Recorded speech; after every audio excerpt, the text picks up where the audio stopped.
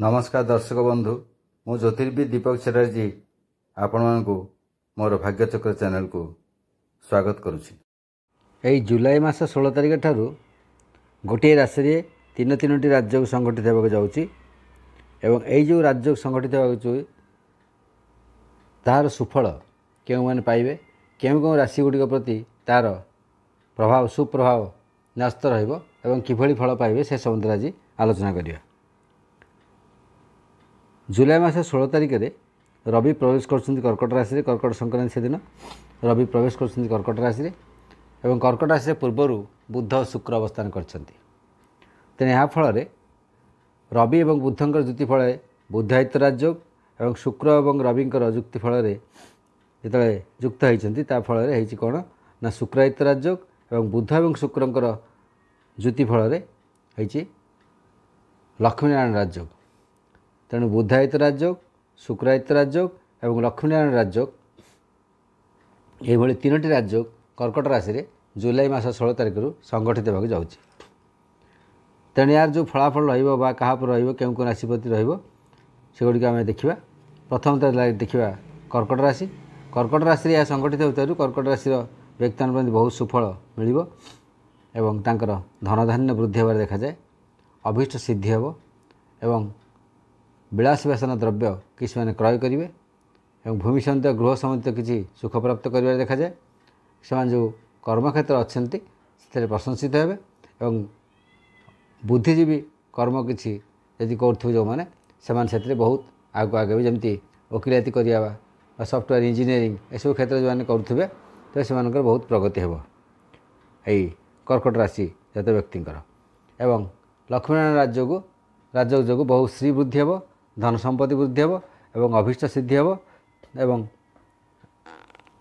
दूर यात्रा को यात्रा करेंगे तीर्थस्थान भ्रमण करेंगे एवं आध्यात्मिक भाव उन्नति बहुत प्रकार हेब। तापर देखा द्वितीयटी आसुछि तुला राशि। तुला राशि दशम संगठित होतारु कर्मक्षेत्र बहुत सुफल एवं लाभ करेंगे। जो मैंने अच्छा उच्चस्थ कर्मचारी अच्छा पदस्थ अफिसर ताकटर से किसी अनुकंपा लाभ करेंगे एवं कर्मक्षेत्र बहु मर्यादा और किसी जो सुविधा सुजोग किसी से हासिल कर पारती। प्रशासन क्षेत्र बहु सुफल पाइबे। सरकारी क्षेत्र जदि कहार किसी काम थाए तुला राशि जात व्यक्ति सरकारी क्षेत्र किसी काम अटकी थाए ताहा संपन्न हो से कार्य होइजिवो एवं क्षेत्र सफलता लाभ करेंगे। आहरी मध्य जो माने कौन सी बुद्धिजीवी कार्य थे से बहुत लाभवान हेबे एवं किसी न किसी गोटे नूतन प्रकार प्रकल्प करेंगे जो थे कि आपंकर बुद्धिजीवी प्रकल्प जोटा कहती आप बसिक किसी कम करवा किसी कंप्यूटर में बसिक कम करवा ऑनलाइन मार्केटिंग करवा यह सब बहुत उन्नति हेब।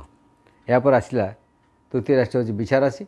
बिछा राशि भाग्यस्थान होथु भाग्य बहु परिवर्तन हेब एवं पड़ रही कार्य सब पूरण हेब।